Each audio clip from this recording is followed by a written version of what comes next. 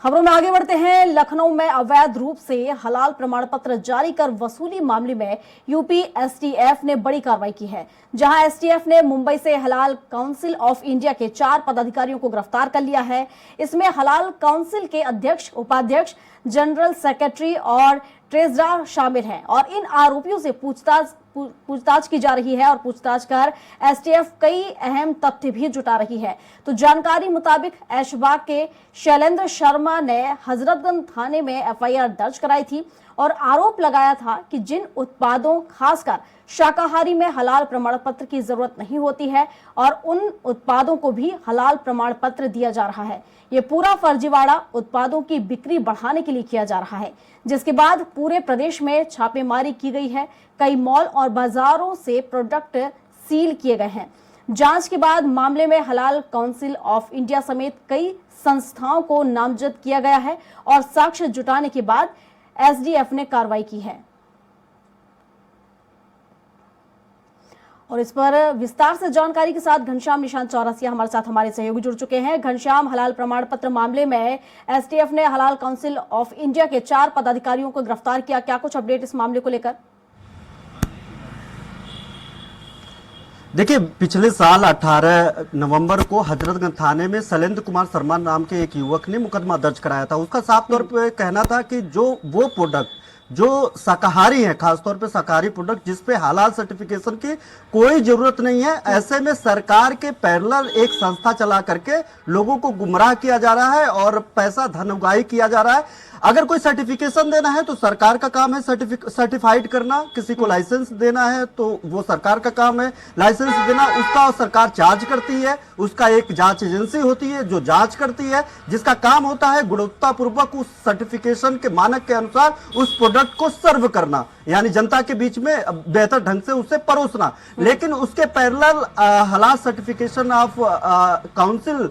India council एक संस्था थी, जिस संस्था के अनुसार के तमाम ऐसे प्रोडक्ट जो शाकाहारी थे, मांसाहारी नहीं थे, उस पे हलाल सर्टिफिकेशन का टैग लगा करके बेचा जाता था और इसे सिर्फ भारत में ही नहीं, भारत के बाहर भी भेजा जाता था। सबसे बड़ी बात है कि हलाल का जो सर्टिफिकेशन है वो खासतौर पे देखा जाए तो 90% जो मांसाहारी प्रोडक्ट हैं, उसी मांसाहारी प्रोडक्ट पे इस तरीके का सर्टिफिकेशन लगता था, वो भी सरकार की तरफ से लगता था। तो ऐसे में जो शाकाहारी वस्तुएं थी, जो सब्जी था, तमाम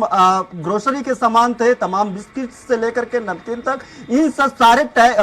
रैपरों पे टैग लगा करके हलाल सर्टिफिकेशन का रैप लगा करके बिक्री होती थी। इसके एवज में ये जो संस्थाएं हैं, ये संस्थाएं जो है ऑर्गेनाइजेशन से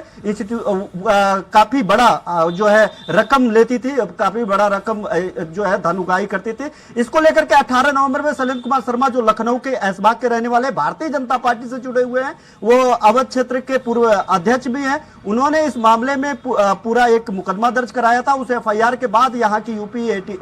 यूपी एसटीएफ इस मामले की जांच कर रही थी और ताबड़तोड़ लगभग 1 महीने तक पूरे प्रदेश भर में इसको लेकर के छापेमारी की गई। जहां पर इस तरीके के प्रोडक्ट दिख रहे थे, उन सब सारे प्रोडक्टों को सील किया जा रहा था। और इस मामले में जो है एक एडवाइजरी जारी की गई थी और इस एडवाइजरी के बाद साफ तौर पे कहा गया था कि इस तरीके के प्रोडक्ट बैन किए जा रहे हैं और अगर इस तरीके की प्रोडक्ट अगर बिक्री के लिए मिलता है तो सिर्फ अब उस प्रोडक्ट को सील नहीं किया जाएगा, बल्कि उसी स्टोर को भी सील कर लिया जाएगा। जितने भी जिले हैं, जितने भी मॉल्स हैं, बाजार हैं, उन सभी बाजारों में एफएसआई ने इस मामले को लेकर के यूपीएसटीएफ के साथ उन्होंने छापेमारी की थी, तमाम जगहों पे कार्रवाइयां भी की थी। अब इस मामले को लेकर के जिन संस्थाओं पे मुकदमा दर्ज हुआ था, यूपीएसटीएफ इस मामले को लेकर के जांच कर रही थी और अब जो है मुंबई से 4 लोगों को गिरफ्तार किया गया है। और इस मामले में हलाल काउंसिल ऑफ इंडिया, जिसमें सबसे बड़ा रोल है, वो मुंबई में लोग रहते थे और वहीं मुंबई से इसको संचालित करते थे। और इसमें मौलाना मुद्दसिर इसका नाम है, दूसरा हबीब यूसुफ पटेल है, तीसरा मोहम्मद अनवर खान है और मोहम्मद ताहिर है। इन चारों लोगों को कल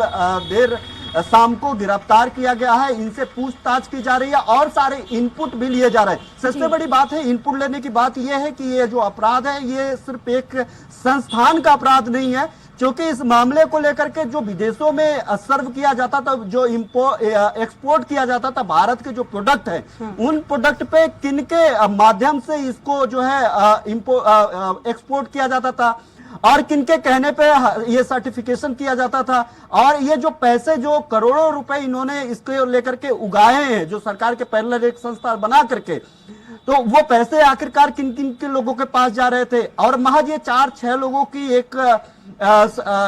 जो टीम थी और पूरे भारत भर में एक कागज बना करके सर्टिफिकेशन डरा करके बिक्री को लेकर के बता करके, और खासतौर पे अगर देखा जाए तो ओवरऑल इस एक इस्लामिक जो कंट्री है उन कंट्रियों में जो बिक्री बढ़ाने को लेकर के और जो इस्लामिक बिल्कुल घनश्याम, हालांकि जिस तरीके से आपने बिक्री का बात किया है और जिस तरीके से अगर देखा जाए तो शाकाहारी प्रोडक्ट जिन्हें अवैध रूप से देखा जाए तो हलाल सर्टिफिकेट यहाँ पर दिया जा रहा है, तो बिक्री पर किस तरह से ये असर डाल रहा है ये भी बताइएगा। कैसे आखिर उत्पादों की बिक्री बढ़ रही है इससे?